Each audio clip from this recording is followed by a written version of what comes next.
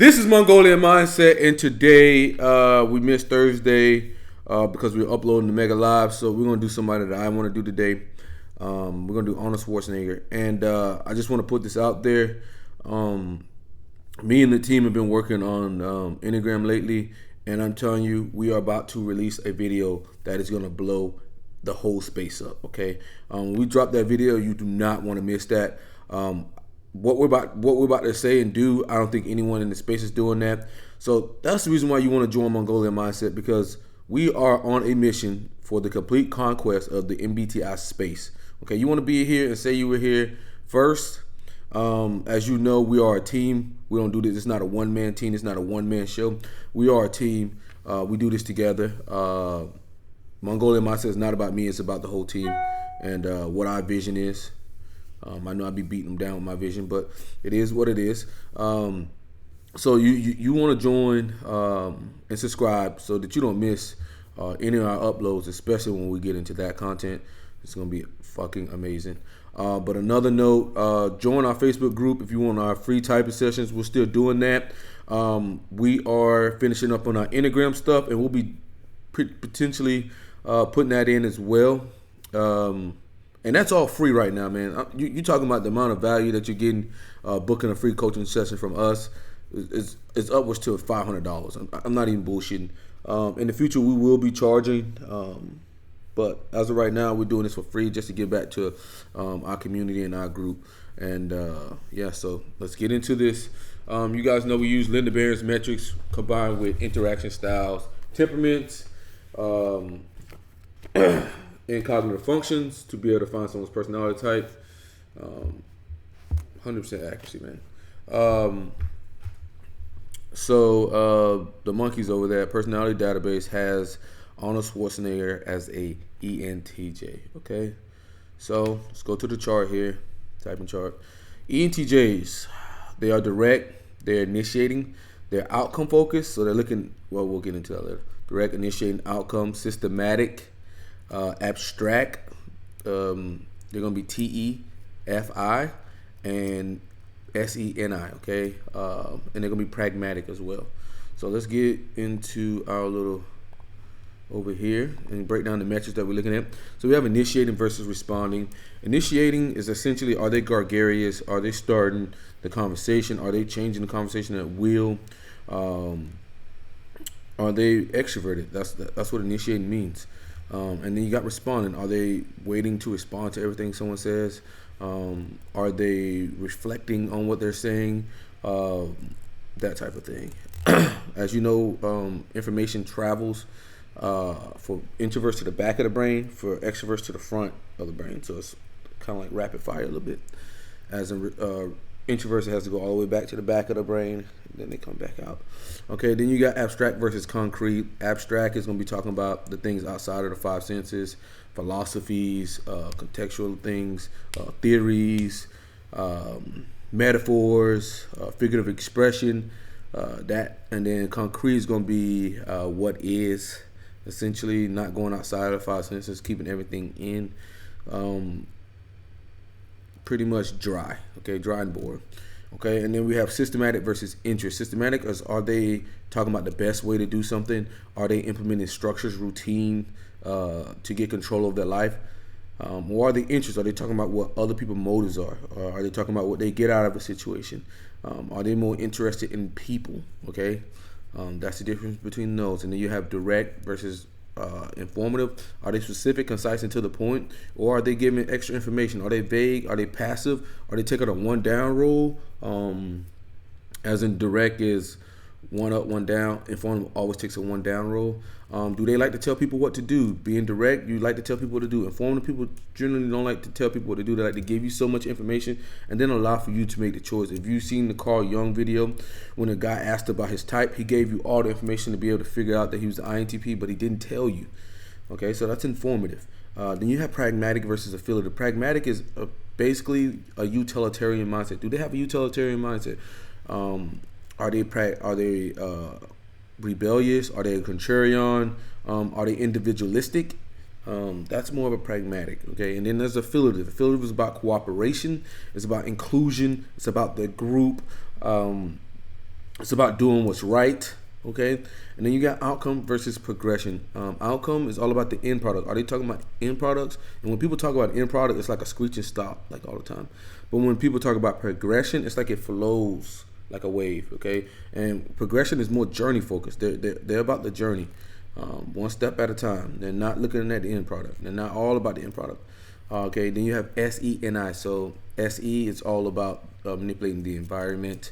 So they're gonna be talking about what other people are doing when they recant memories, anything. It's more of a third person talking. And then you have NI, what's the best path forward, okay? NI people can talk about something and then it'll come into fruition. Like they can transform their life. For myself, even when I was a kid, I was a worthless motherfucker. I tell people all the time, man, I've sucked at literally everything. So, but my NI has always allowed me to see a version of myself that I wanted to be. And I put in the work to be the person that I am today. What that means, I can go to any gym in this world and I can show my ass there, okay? You can ask my brother, when I first started lifting weights, he used to call me an idiot. He's like, oh, why is one arm going up before the other one, you know? But now he don't say that no more, okay? He don't say that no more. And my brother's a monster, okay? He's an ENTP, but he's an 8 ENTP, so you could just imagine how he is, and we're both 8s. But that's what NI is more of, just seeing a vision of yourself and then making that happen. Seeing the best path forward. So you'll see a lot of chess players are NI users, like INTJs or whatnot. Some of the INTPs as well. But then you have SI. SI is all about first person perspective, talking about comfort, trying to get everything to a comfort level for themselves, recanting things that from the past, making sure things are similar to the past. And then you have NE, which is like all the possibilities. What's all of the possibilities? What's out here in abstract realm? Then you have TEFI. TE is all about outside sources, so they're going to respond to outside sources. They're going to care about achievements, that type of things. From a degree, they can care about like systems and whatnot. The higher up ones will, like if they're TE in the first or second. Then you have FI. FI is what's important to that person. What are the values for that person? They know what's important to them, okay? And then you have TI and FE. That's all about understanding, okay? TI is all about understanding logical frameworks, and FE is all about understanding people and their values. So you'll see that. But let's get into the video. And guys, if you guys could please subscribe, that helps us grow the group, and that helps us grow the channel. And like we said, it's only a matter of time before we're the top in this space. And once we do that, we'll be moving on to another space. Just how it's going to go. Come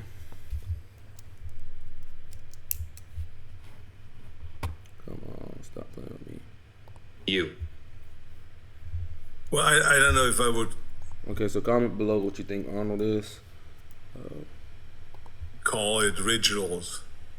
I know you guys always try to invent new words. I know you guys, that's SE. CNI right now. I know you guys. Go back. He's already coming off the rect. He's already coming off the rect. About what rituals Very mean impressive. to you. Well, I don't know if I would call it rituals. I know you guys always try to invent new words I know you guys like to go invent new words. That's SE. to be snappy, which I understand. And this is maybe for the kind of for the young people, but I mean, I call it just basically routines. I have a routine, which basically means they do something. I have a routine. We all know what that is. Stop playing. That's systematic. We don't have to think much, if at all.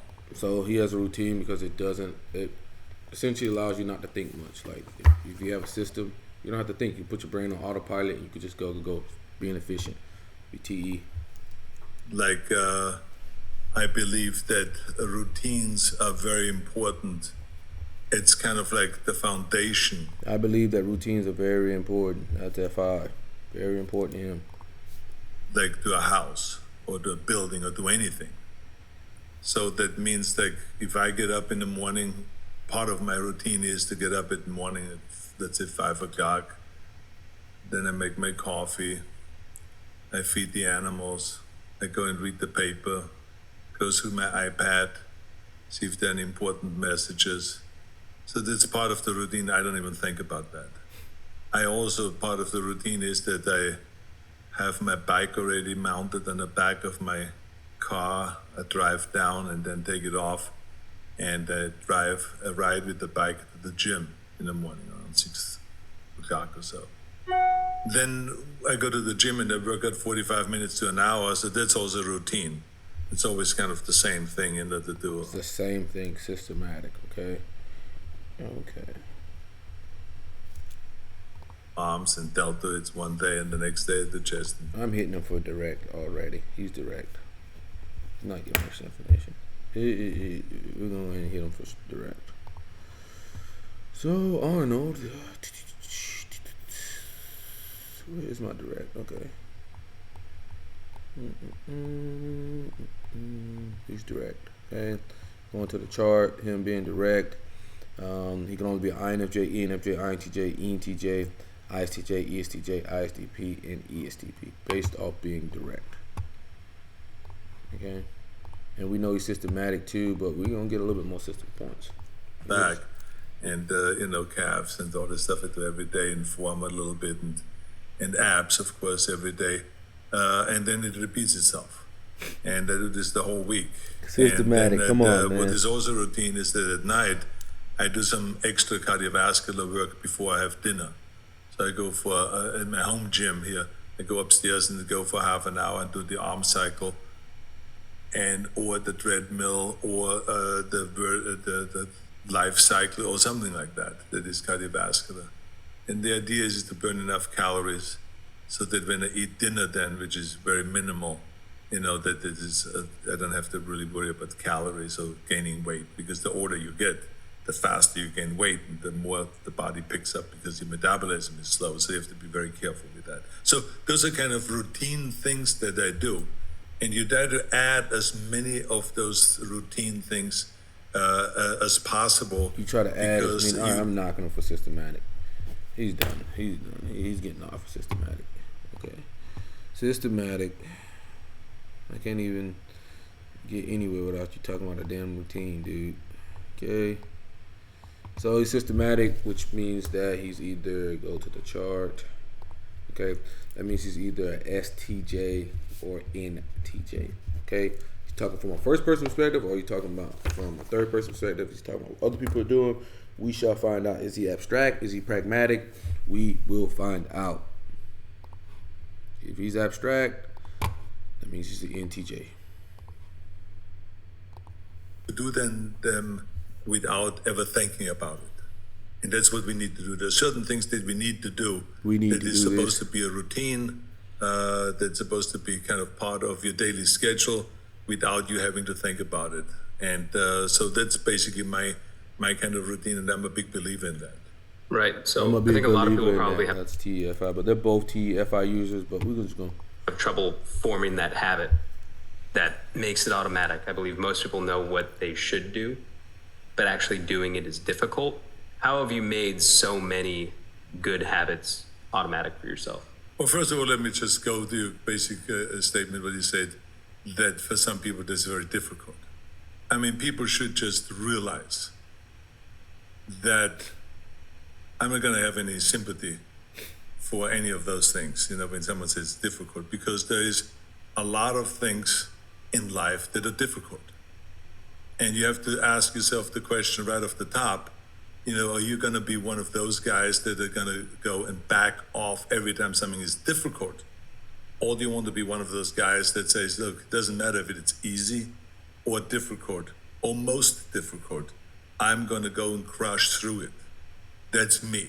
That's the person that I want to be, and I'm going to prove it to myself, and I'm going to prove it to the rest of the world.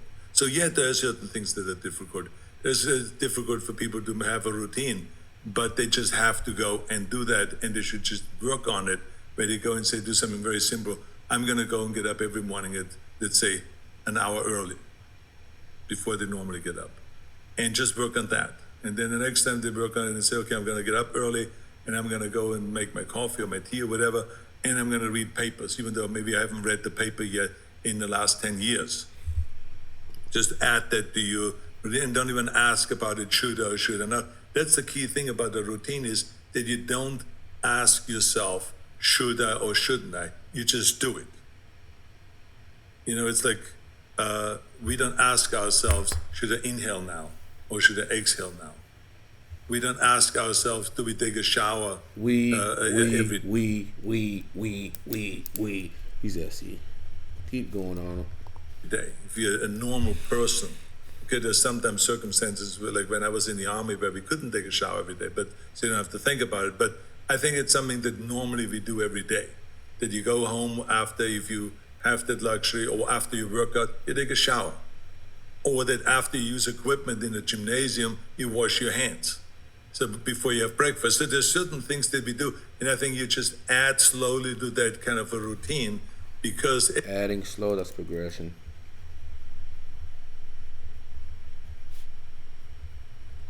Okay. it is extremely important that we do things automatically, simply because we Extremely important. FI, systematic. know that the brain is very tricky. It pulls tricks on you. That's why people become addicts.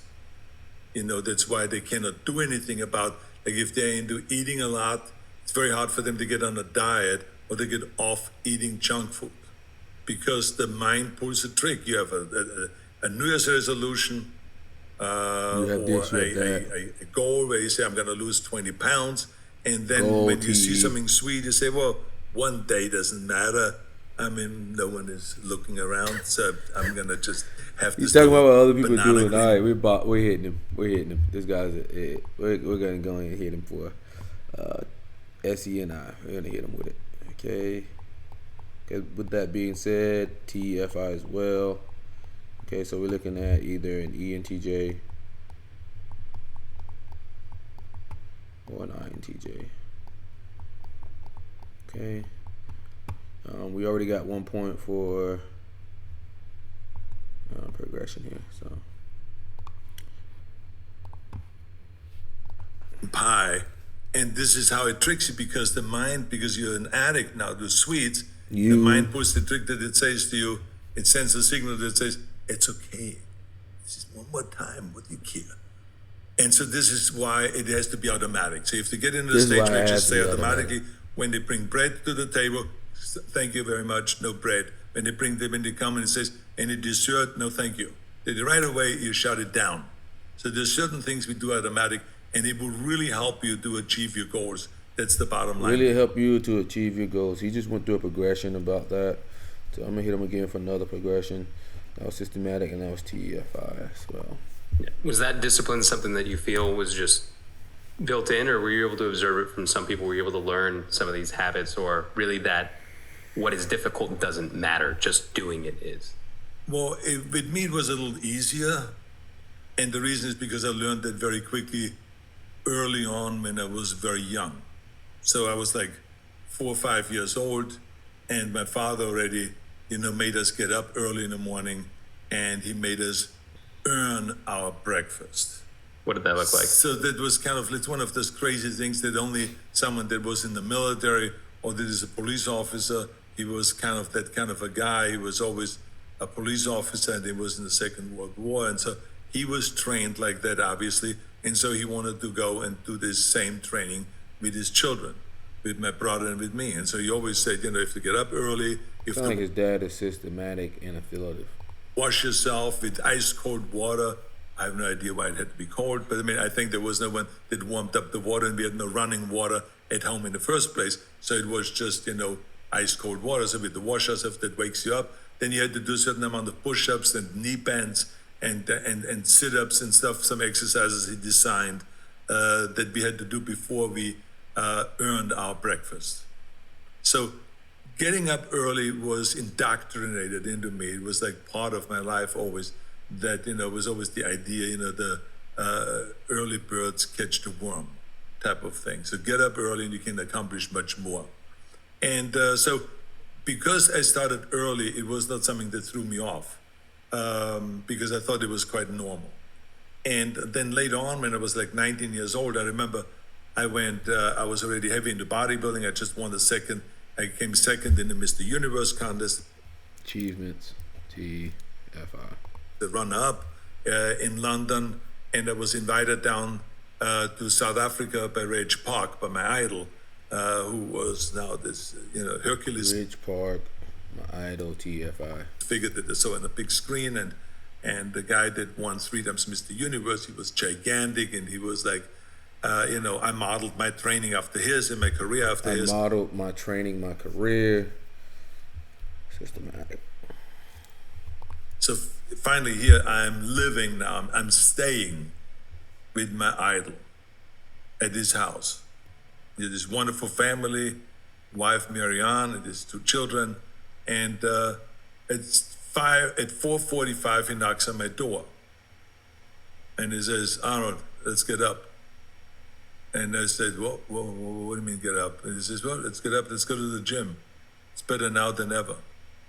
And so he said, I have breakfast ready. I have the breakfast cereal. So he had some cornflakes with some protein powder on top of it, which was probably 60% sugar because it tasted pretty good. And so we ate that for breakfast with some milk on it. And then we went to the gym. And then we did this, and then we did this, 5:30 and then progression. He's done a progression here. We were doing full-fledged. See how his story just flows together? It's progression. Squats with 500 pounds. So, and it was like bench press and dumbbell presses and all this heavy stuff. And he was doing donkey races and on a machine calf races with 1,000 pounds and stuff like that. And it was like the most brutal wake-up call that I've ever had. I mean, my body was shaking. I was not used to that at all.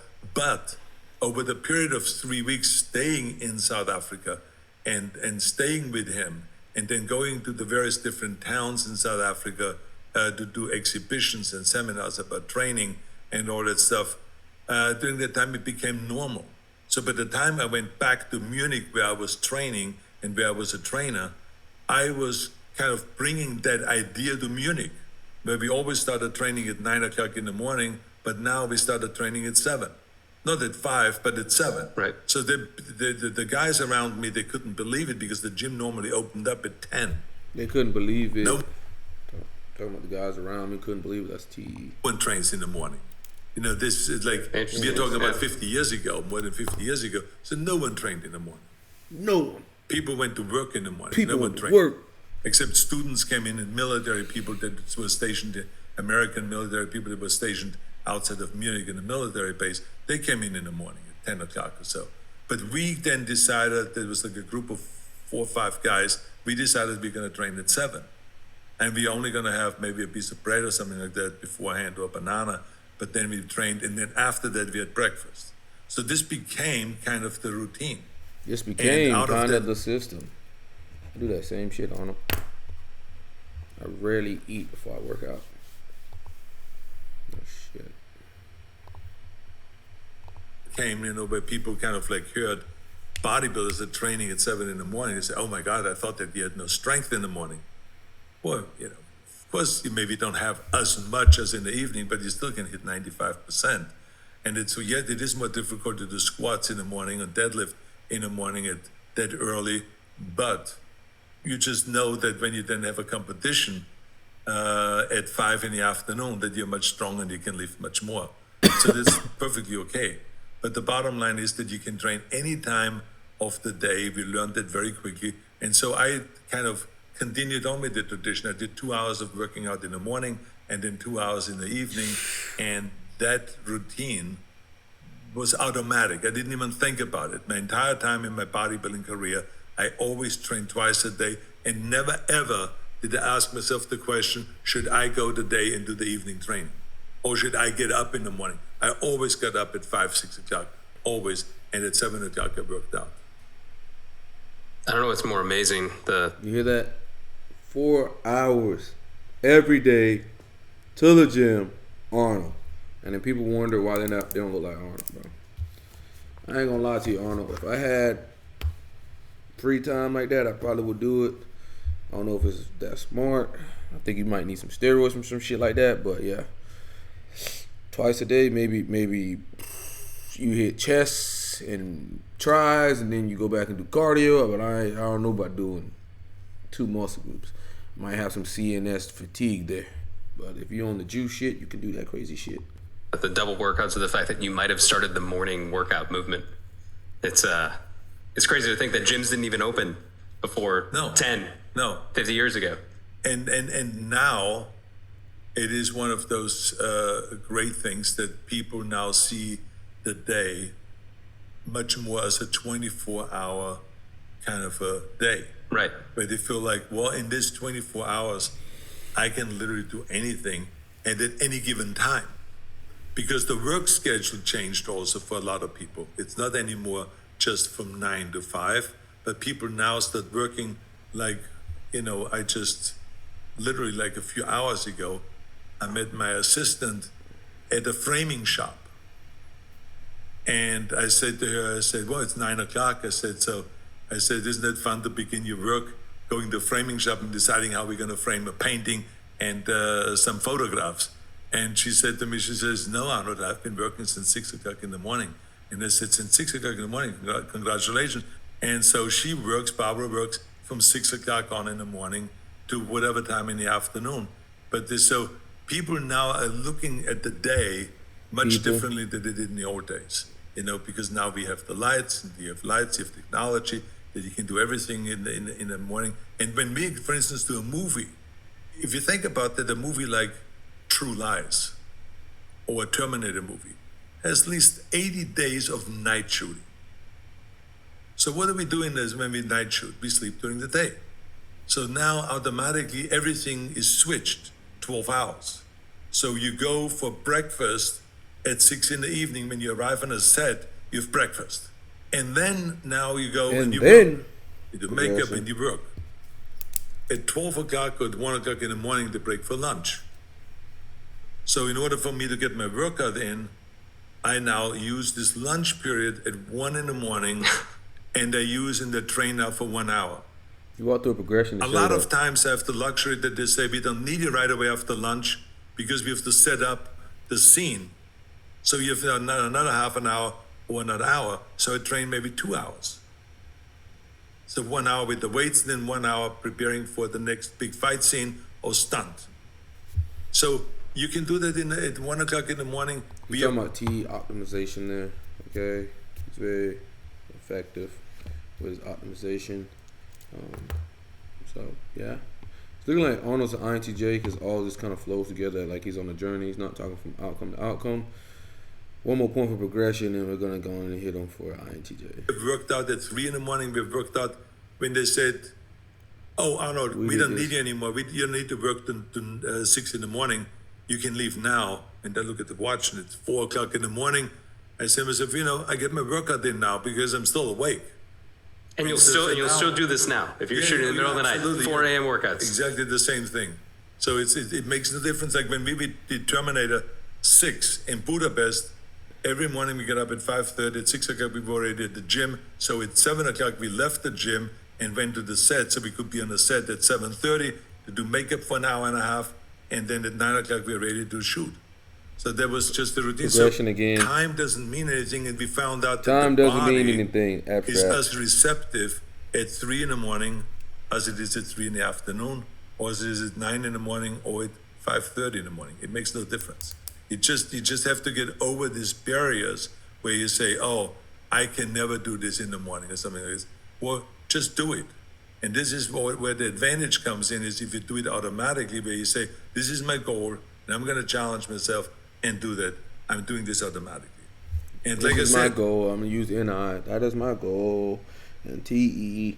And I'm gonna do this. Wow. Congratulations, buddy.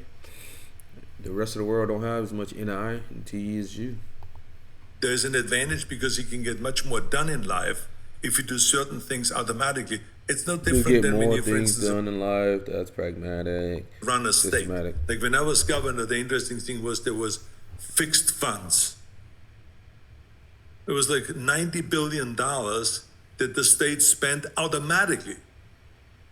And there was $50 billion that they spent automatically on education. That never changed. You don't have to sit there and think about it. That's what you spent. You can think about it if you have some additional revenues coming in unexpectedly, then you can get creative and you can say, well, I'm going to give 3 billion more to education or something like that, or a billion more to after school program, whatever it is. But there's certain things like for education, it is a fixed expenditure. For healthcare, it's a fixed expenditure. For prisons, it's a fixed expenditure. Okay? And then we have discretionary funds. Interestingly enough, maybe 8% of the total budget that is discretionary funds where you can make the decision as governor. So they give you very little wiggle room there. And that's the way it should be also with your daily routine. There's certain things that you should do. He's taking one system and applying it to the next. One system and applying it to the next. It's amazing. That's why I tell people all the time to get into the gym. I'm a big proponent of the gym. That has been something that's transformed my life. I take whatever I learned from the gym and I apply that shit to my finances. If I can hit the gym every day, then I can send X amount of money every week to stock markets brokerage every week. So you just transferring systems. What you learn here will work there. If you can stay consistent in both, you will learn more, you'll grow, and you'll get what you want. And that's what he's talking about here. Amount of things that you want to build on that you do automatically should get bigger and bigger and bigger. See? And then there are moments where we have to get very creative and where we really have to sit down and think and have brainstorming sessions and really get those brain cells, He's talking about brainstorming, so he's switching over to being able to use his shadow. That's going to be in either brainstorming. Going. You have to make major decisions. That's when you use your creativity. That's when you can sit down and be creative and think about those things. So major decisions, Arnold is like, I'm going to go check my shadow, and I'm going to check my shadow and see what he comes up with. This is the time when I have to use my shadow. Very smart, Arnold. But the rest of it, you just do. Right. So having you just do. So many things that are non-negotiable gives you obviously a lot more time to focus and be creative on fewer things where you need to be able to think outside the box or change things up. But what happens when, say, you have a setback in life and those normal things are thrown off, your typical schedule? All right, this is what I would say. And whenever my schedule's thrown off, I still push through. Because to me, it feels good to be able to say that I did it, even when it was tough, so that when things are easy, I can continue to do it. When things are harder, I want to push even harder through it to prove it to myself that I can do this, and this is me, But we'll see what Arnold says. You talk about a setback that you've had, and then either how you use these habits or routines to come back and reestablish the normalcy. Well, we all have setbacks. If you have personal setbacks, which I've had, or if you talk about health setbacks, which I've had, or professional setbacks, which I've had in the political world, in the show business world, and all this stuff. But I remember, for instance, one setback when I had the heart surgery. I go in 22 years ago. I had open heart surgery, and I got 2 new valves, the aortic valve and the pulmonary valve. And they told me that within the next 15 years, we have to change them out again because they were human valves. And so they lasted actually 22 years. So last year, after 22 years, I went in there and got the procedure to switch out the pulmonary valve. They said the new method is that we're going right through your arteries and the growings and through your arm, and it's a non-invasive surgery. So you don't have to worry anymore about open heart surgery and this is going to take 2 hours, and by 3 hours, you're totally awake again. Right. So, Arnold, we're going to give you now the anesthesia and, sleep well while we do our work. So I go to sleep. Next thing I know is I wake up and they said, well, you've been asleep 16 hours. And I said, why 16 hours? And there was 3 doctors in front of me. He's journeying again. And they said, because we had to do open heart surgery.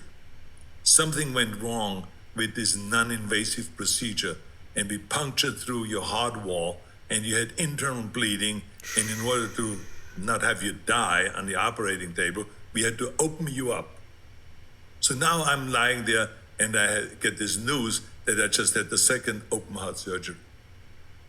Well, the first thing that came to my mind was that, wait a minute, in 3.5 months I'm supposed to be in Budapest and they're supposed to shoot Terminator 6. I mean, they always say it takes 6 months to recuperate, to recover.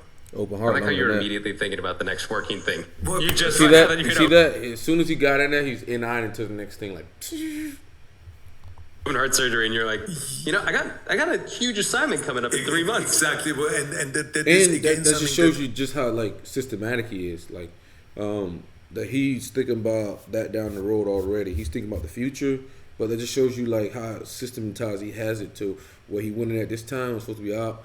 I wonder if he actually gave himself extra time, but we'll see. it happens automatic to me because I always look for motivation. Because if you have no motivation, then it's very hard to get going under those kind of circumstances. Right. Because you're drugged up and you're down, you're in pain, and you have just faced, as you just said earlier, a major setback. And but I looked at that schedule and I said to myself, okay, when can I get up? And the doctor said, well, not for the next 3-4 days. We would not recommend it. This is because, this was very severe. And remember, you're not anymore the youngest guy in town and blah, blah, blah, and all this. And so I said, well, he says, the only reason why I want you to get up as quickly as possible is because of your lungs. Because people don't die in our clinic here because of the heart procedure. They die because of pneumonia, because of the lack of activities, and the lung then fills with fluid and blah, blah, blah. So when I heard that, I said, okay, I'm going to be out of here tomorrow. I'm going to be up tomorrow, and I'm going to start walking. What I said. We pushed through shit. We fucking pushed through shit.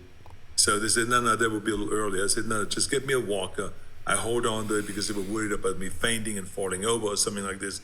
So I walked with the walker around that station, on that floor where I was, where the intensive care was. And I had friends come in from my office and friends and family members that went on those walks with me. But throughout the day, I would then go to lie down again for 2 hours, and I would get up again, and I would go back with all the cables and all the medical equipment hooked up to me. I would go on those walks as a fanatic, and they would go longer and longer and longer until I could Progression. take So he's talking about the progression yet again. Okay. 2-hour walks entj. where I went to various different areas in the hospital and all this stuff, and then without the walker, just with the cane, and then without the cane, and all of those kind of things. So it was within 6 days I was out of the hospital, and from then on, I just worked on this and worked on it, walked around here at the house, walked up the hills and everything. And the bottom line was I went back to the gym literally 3 weeks later and started working out with light weights and no chest exercise, of course, and all this. 3.5 months later, I was on a set.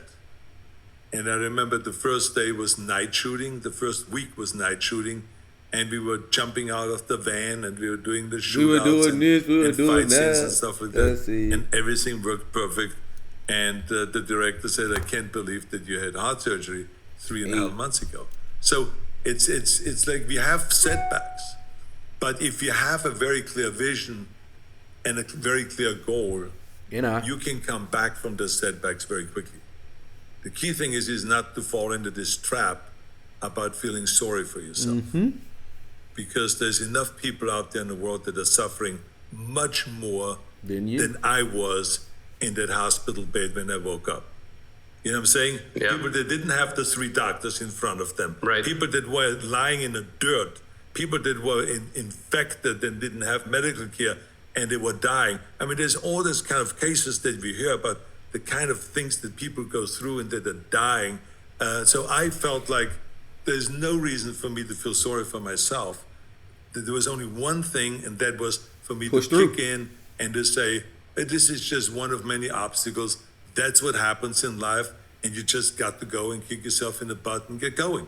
And so you set a goal, have a very, very clear goal, and go for that. So when you talk about the setback, setting a goal and visualizing that goal, and going after that is what it's all about.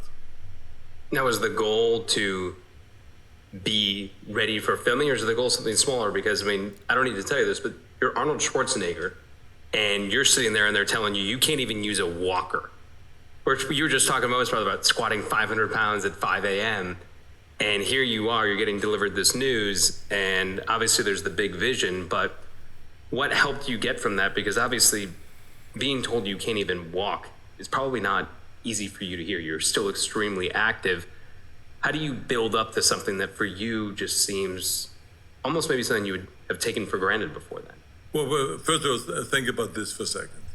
Whenever the medical profession talks about you shouldn't do X, Y, and Z, or under normal circumstances, people get up after 3 days, or whatever like that. Is he gonna call them lazy, worthless? I don't know. What is he gonna say? Then I immediately, my brain kicks in and says, this invisible kind of person talking to me saying, but Arnold, you were not born to be one of the ordinary folks out there. See, knew it. You never were an ordinary person. From the time you were a kid, you were not ordinary. You were driven, you were motivated, you had a goal, you became the youngest Mr. Universe, you came to Hollywood where everyone told you can never be an actor with an accent, and you became the highest paid entertainer, and all of those kind of things. When they told you would never be governor, you became governor. So you're not an ordinary person, so don't listen to this ordinary. Prove to them that there are some extraordinary things that can happen. And so that's exactly what I did. When I got up the next morning after the heart surgery, I said, well, I'm not ordinary. I'm going to prove it to them, no matter how many times I fall all over the place in this room, but I'm going to get up and I'm going to start walking. Because the doctor said if I don't walk right away, the lungs are going to fill up with fluid. So that's the last thing I want, because most people, when they get older, wipe out in the hospital because of pneumonia, of fluid in the lungs. That's what keeps them in there, and they die in there. So I didn't want to be one of them. So no matter what, I had to prove to myself that I'm not ordinary, that I'm extraordinary, and that I can do it. And so that's what got me out of that. So I tell you, that's exactly what I do with setbacks as well. That is exactly what I do. Like, dude, I'm pushing through. Like, and then people have this shock look on their face, like, this motherfucker's not even human. How you doing that? Like, what's wrong with you? Happens all the time, dude. It's like, if you got the will to do something, you'll get it done. It's okay to suck at things, but it's not okay to stay there. But yeah, we're done here. Arnold Schwarzenegger is a INTJ. Okay, so scratch that out. He's INTJ here. Because he's progression. He's not just talking about outcomes here. He's progression. So, to the fancy chart. Wait. Let's go back to that. So INTJs are abstract as well. They're responding. He's just. I mean, we'll be able to explain this soon. Just keep watching our content, and you'll be able to understand why. So that's what INTJs are. They're responding, they're abstract, they're systematic, they're direct, they're pragmatic, they're progression, they're SENI and TEFI. Okay, so yeah, personality database, you got this one wrong. He is not an ENTJ, he's an INTJ. But this is Mongolian Mindset, and please subscribe and join our group. We're growing rapidly.